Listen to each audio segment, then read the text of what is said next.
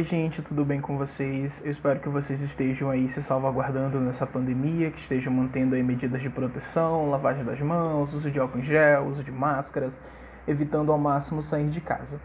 Bom, eu sou enfermeiro, sou professor, docente lá no Centro de Ensino Literatos, e eu sou técnico em enfermagem na UTI do 28 de agosto, uma das unidades que mais tem recebido pacientes com Covid.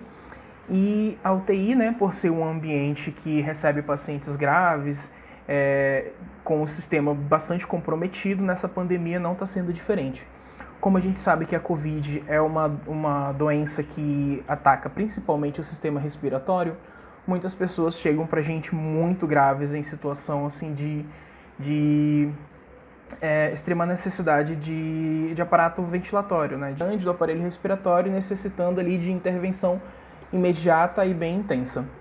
A gente, enquanto enfermagem, tudo que a gente viveu durante esses anos todos que a terapia intensiva foi criada, desde a criação da enfermagem, meio que preparou a gente para esses momentos como desse que a gente está vivendo agora, Já tivemos outras pandemias e com a Covid não está sendo diferente, só que a diferença é que hoje a gente tem um aparato tecnológico muito avançado e recursos humanos especializados, A enfermagem também entra nesses recursos humanos especializados.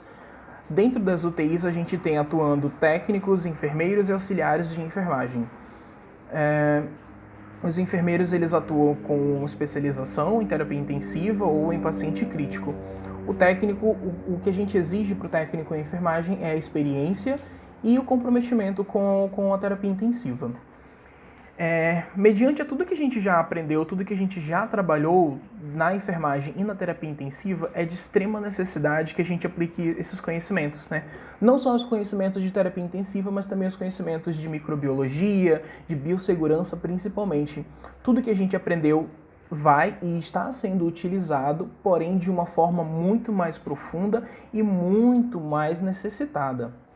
É um momento em que o mundo todo está passando pela mesma situação, alguns países com um aparato, com recursos tecnológicos muito mais avançados, outros não. E aí a gente entra numa questão de união entre nações, entre países, e aqui no Brasil não é diferente. A gente conta com a ajuda de outros estados, a gente está buscando melhorias para a enfermagem em si, mas é um momento além de união, é um momento de adaptação. Como eu falei, tudo que a gente aprendeu está sendo utilizado, mas a gente também está tendo que aprender a lidar com essa nova realidade.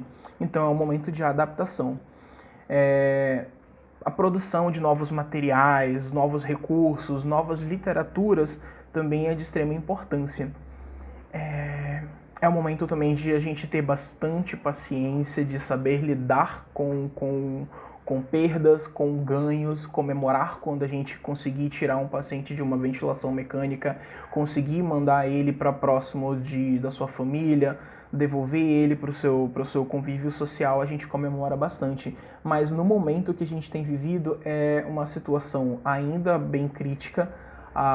O número de óbitos deu uma diminuída recentemente, mas ainda assim a gente está passando por um momento onde muitas pessoas morrem diariamente e esse momento que a gente está vivendo fala muito sobre a necessidade da gente tá se renovando, se adaptando e se colocando novamente como aprendizes, Dentro da UTI a gente nunca para de aprender.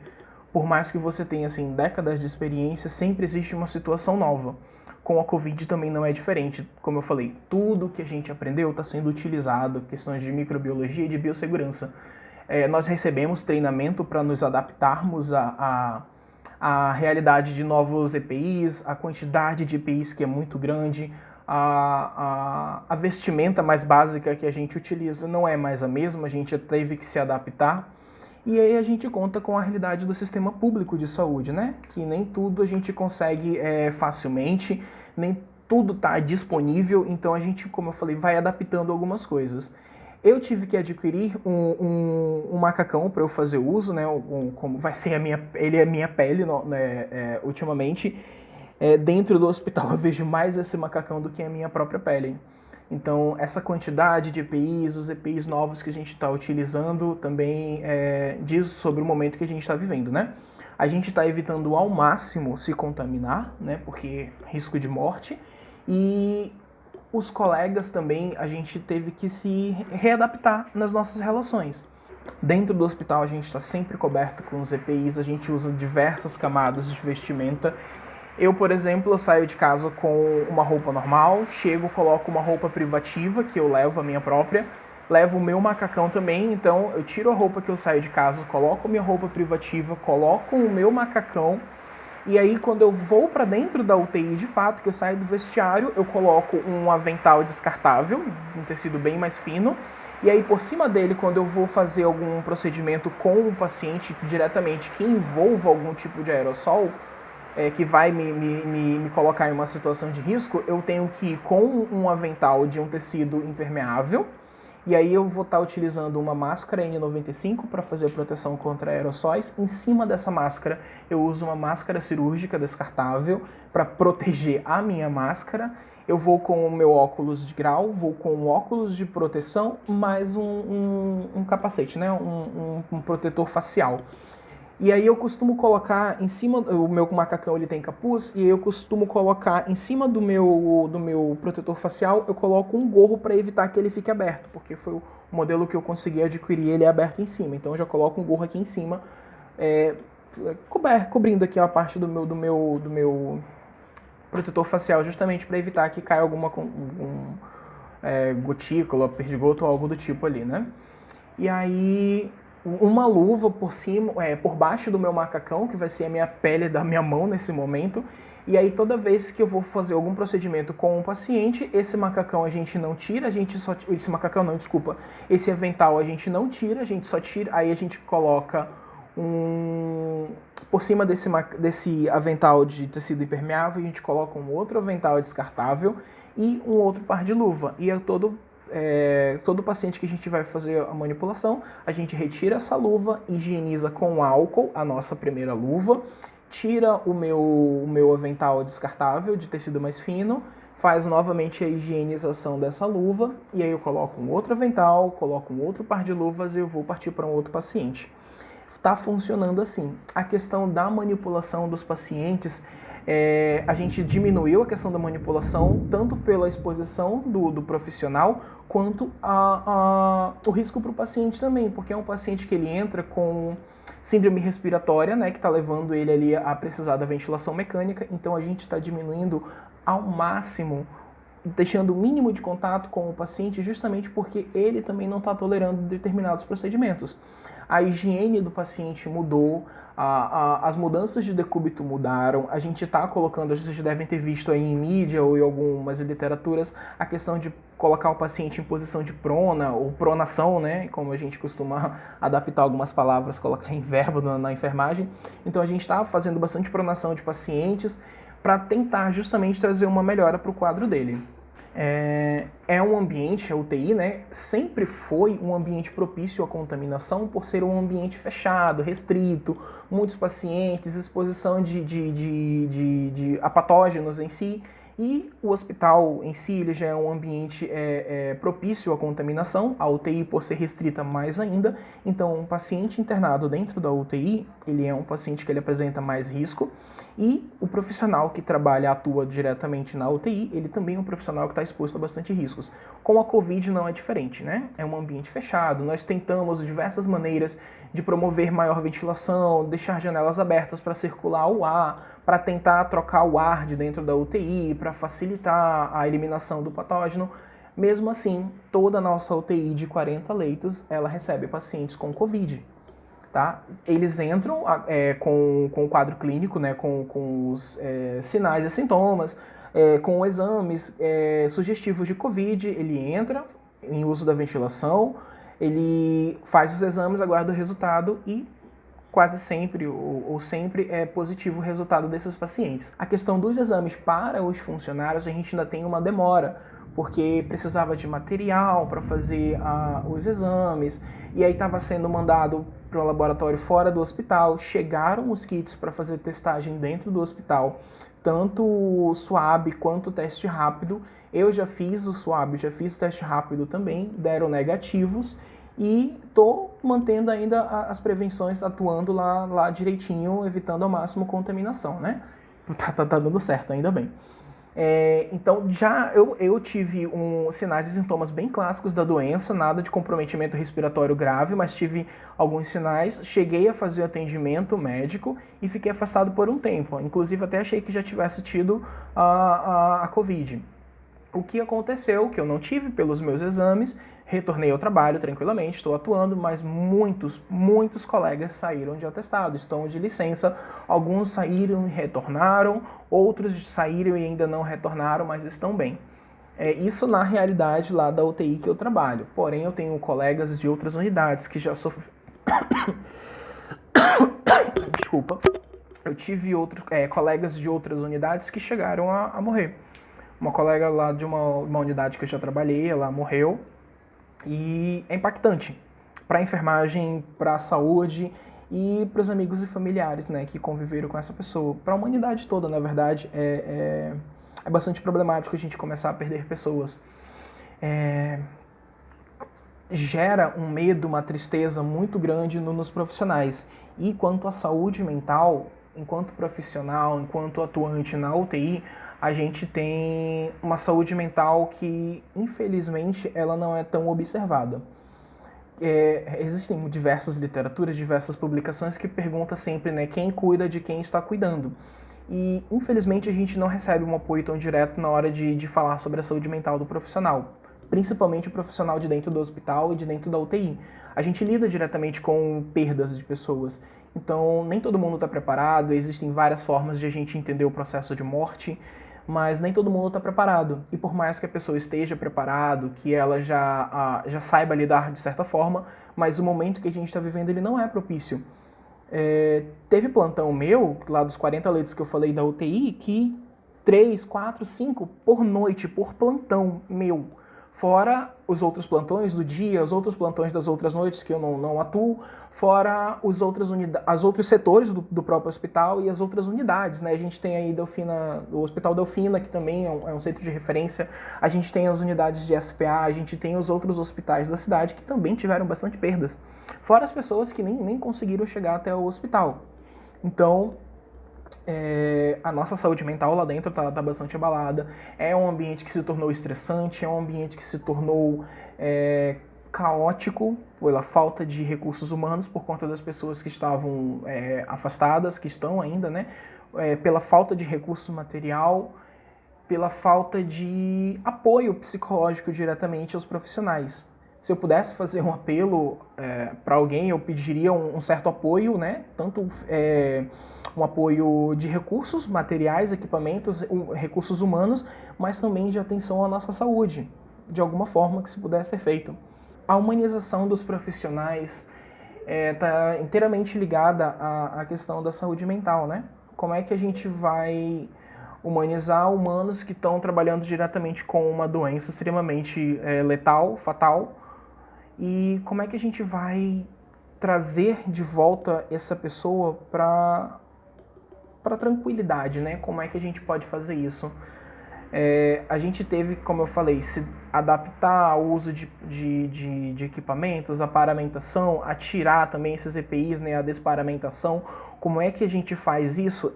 É prático, é mecânico, né? A gente aprende essa parte. Mas quando a gente lida com humanos, que a gente sabe que olhando o perfil dele, a clínica dele, a gente sabe que ele tem poucas chances de sair de lá. Então isso acaba abalando bastante. Eu, enquanto profissional e ser humano, teve momentos que eu estive bastante abalado justamente por olhar pacientes, pessoas novas em estado gravíssimo, torcendo por uma melhora, torcendo pela saída dele, mas meio que desacreditado pelo que eu estava vendo, pelo que a gente pode acompanhar do paciente naquele momento. Tivemos bastante perdas, a gente tem uma estrutura preparada para receber o óbito do paciente, a gente não trabalha mais da mesma forma como a gente fazia. O próprio preparo do corpo, ele também mudou. Antes a gente preparava o corpo, colocava em uma mortalha, e pronto, estava tranquilo. Hoje em dia a gente tem um novo preparo, tem que passar álcool no saco mortalha, tem que colocar em outra mortalha, tem que... a pessoa que vai fazer essa remoção tem que estar preparada com o EPI, para onde vai ser levado também está diferenciado, a família que vai receber esse corpo, a funerária, também está preparada. Eu tive perdas de familiares, de amigos, e me relataram que só pode ir 2 pessoas da família para fazer o enterro do familiar. Então, assim, é uma situação caótica, é uma situação que a gente precisa de uma atenção, de um respeito, de respeitar as normas de segurança e a colaboração de todos. Infelizmente, ainda há muita negligência da parte da população. Né? Eu vejo autoridades, eu vejo algumas pessoas falando bastante sobre isso, sobre ficar em casa, quem puder ficar, mas infelizmente eu aqui pelas ruas do bairro, quando eu tenho que sair, eu vejo pessoas praticando atividades físicas, eu vejo pessoas fazendo venda de lanches, eu vejo pessoas simplesmente transitando e fazendo atividades, brincando na rua. Eu vejo crianças brincando na rua enquanto os pais estão dentro de casa, sabe? Sem proteção alguma, sem a necessidade de estar fora de casa.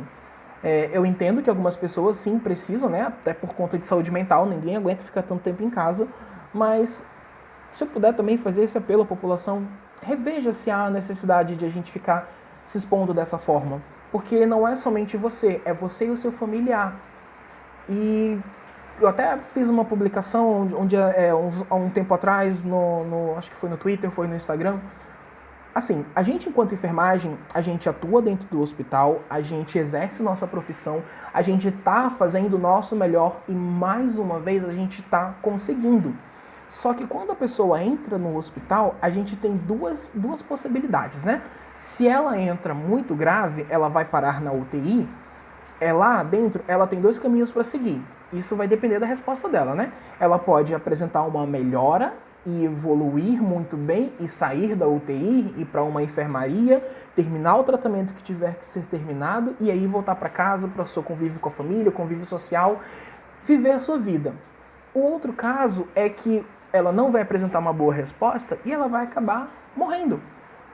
Então, a gente, enquanto profissional da saúde, eu falo isso pela enfermagem, a gente vai continuar trabalhando, a gente vai continuar recebendo o paciente grave, instável, né, lá na UTI, a gente vai receber essa pessoa, só que vai ter um momento em que vão ter só esses 2 caminhos para essa pessoa. Ou ela vai seguir para melhora, ou ela vai seguir para o óbito. A gente sempre quer que ela siga para melhora. Mas existem situações, e a enfermagem atua nisso também, que é preparar o corpo. A gente vai dar uma morte digna para essa pessoa. Desculpa, dar uma morte não. A gente vai acompanhar essa pessoa dignamente no processo de morte. A gente vai diminuir o sofrimento do familiar, vai diminuir o sofrimento da própria pessoa. E depois a gente vai preparar o corpo dessa pessoa. Então existem essas 2 possibilidades, existem esses 2 pontos que a pessoa pode estar seguindo. Se ela não se previne, se ela se expõe de uma forma desnecessária e indevida, é muito mais fácil ela ficar doente do que ela ficar saudável. E nesse momento em que a gente está vivendo uma grande quantidade de casos, é muito melhor que se mantenham saudáveis. Enquanto a gente não tem uma forma definitiva de prevenção, como uma vacina, como um medicamento que vai eliminar esse vírus, é muito melhor que a gente se previna agora. Mais lá para frente a gente volta a conviver socialmente, mais lá para frente a gente volta a interagir, a gente volta a brincar, a gente volta a passear, a gente volta a fazer as nossas atividades normalmente. Só que no momento a gente não pode. Justamente para a gente não seguir esses 2 caminhos, de internar e de partir para uma melhora que muitas das vezes é difícil, ou de fato ir logo a óbito. Então, se eu puder fazer esse apelo à população, apelo a todos vocês que estiverem assistindo isso, por favor, fiquem em casa, se previnam, usem álcool, lavem as mãos, não toquem os rostos de vocês quando não houver necessidade. Fiquem em casa, se protejam, se previnam, tá bom? A enfermagem, ela, mais uma vez, ela precisou se adaptar, a gente está conseguindo, a gente Aos poucos a gente entendeu o que a gente precisou fazer, a gente precisou utilizar de uma outra pele, uma outra barreira, são camadas e camadas e camadas de EPIs que a gente está utilizando. A nossa pele machuca sim com o uso dos EPIs, a gente fica cansado, a gente se expõe física e mentalmente, o que é muito mais desgastante pra gente, né?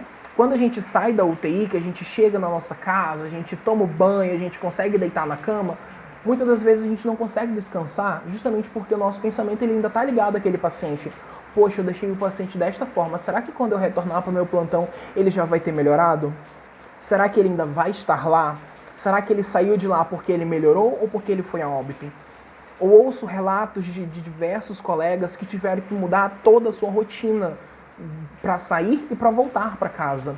Eu moro sozinho, então eu saio do hospital, eu venho para casa, tiro toda a minha roupa e coloco para lavar, deixo de molho e depois eu faço a lavagem dessa roupa. Existem colegas que saem de casa com uma roupa, trabalham com uma roupa no hospital, antes de sair tomam banho dentro do hospital ainda, colocam uma roupa e antes de chegar de conviver com a sua família, chega em casa, troca toda a sua roupa para poder e toma banho, né, faz a sua higiene e aí volta a interagir com a sua família. Mas mesmo assim existe o medo, existe a tensão. Poxa, eu posso não estar apresentando sintomas agora, eu posso estar assintomático ainda. Será que eu estou colocando a minha família em risco? E tem colegas que tiveram que sair de casa porque tem pai idoso, os filhos pequenos, e aí não tem como não interagir com essa família. Então, o que fizeram? Alugaram apartamentos, alugaram quartos em apartamento para poder ficar distante da sua família e conseguir mantê-los a salvo. Aniversário da minha mãe, que foi em abril, Dia das Mães agora, foi tudo por telefone, tudo por videochamada. Né? A gente ainda tem a tecnologia para aproximar muito mais as pessoas e eu gostaria que vocês utilizassem das tecnologias de vocês para justamente manter essa interação de uma forma segura. E que, por favor, busquem informações em sites seguros. Não confiem somente na mensagem do WhatsApp, não confiem num print de uma matéria, de um artigo. Busca a informação, pergunta qual é a fonte, vai atrás da fonte também, sites de Ministério da Saúde, site aí do nosso estado, da Secretaria de Saúde do Estado. Busquem informações, saibam que tipo de cuidados que a gente deve estar tomando. Quem está atuando aí, gente, por favor, utilize os EPIs da forma correta. Não deixem de utilizar, tá bom? Se previnam para quando saírem do hospital não levarem nenhuma contaminação para casa. Tudo bem? Eu gostaria de deixar essas informações. Eu gostaria de pedir que, enquanto enfermagem, a gente se mantenha forte, a gente se mantenha unido. Se você vê um colega, um amigo de plantão, conversa com essa pessoa, pergunta como é que tá, se exponha, ouça aquela pessoa também. Pergunta se está precisando de algo. Se você tiver ali uma forma de ajudar aquela pessoa, não deixe de ajudar. Tudo bem? A enfermagem é unida, eu percebo isso. A gente ainda precisa muito mais de união, sim, mas eu estou gostando de ver como a gente tem trabalhado, como a gente tem se ajudado, tá bom? O estresse ele vai chegar, o cansaço ele vai chegar, a fadiga mental ela vai chegar também. E é nesse momento que a gente precisa de união enquanto enfermagem, enquanto seres humanos. Tudo bem? Eu gostaria de deixar essas informações, eu gostaria que, se vocês tiverem alguma dúvida, vocês podem deixar no comentário aqui embaixo. Podem ir lá no Instagram do Grupo Literatos também, fazer a sua pergunta por lá, entrar em contato por DM ou deixar no próprio comentário mesmo, tudo bem? E é isso. Tchauzinho, gente.